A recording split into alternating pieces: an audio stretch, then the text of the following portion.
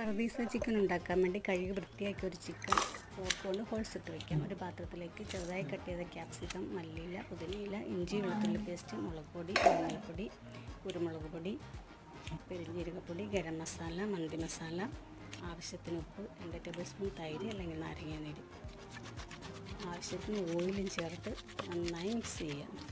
ഇതിലേക്ക് നമ്മൾ ചിക്കനിട്ട് അകവും പുറവും നന്നായി മസാല തേച്ച് 2 മണിക്കൂർ റെസ്റ്റ് ചെയ്യാൻ വയ്ക്കാം. 1 കിലോയിൽ താഴെയുള്ള ചിക്കനാണ് ഇതിനു വേണ്ടി എടുക്കേണ്ടത്. അതിനുശേഷം നമ്മൾ ഇതുപോലെ തന്നെ സ്റ്റൗവിലോട്ട് വെച്ച് 10 മിനിറ്റിന് ശേഷം തിരിച്ചിട്ട് കൊടുക്കുക. ഇടയ്ക്കിടയ്ക്ക് തിരിച്ചും മറിച്ച് ഇട്ട് മസാലയെല്ലാം കൂടി അതിൻ്റെ പുറത്തൊക്കെ സൈഡിലെല്ലാം വെച്ച് കൊടുക്കണം. 45 മിനിറ്റ് ആകുമ്പോഴേക്കും റെഡിയാകും. അപ്പോഴേക്കും കുറച്ച് അണ്ടിപ്പും പേസ്റ്റാക്കി അതിലേക്ക് ഒഴിച്ച് അടിപൊളി ടേസ്റ്റാണ്. ഉണ്ടാക്കി നോക്കുന്നത്.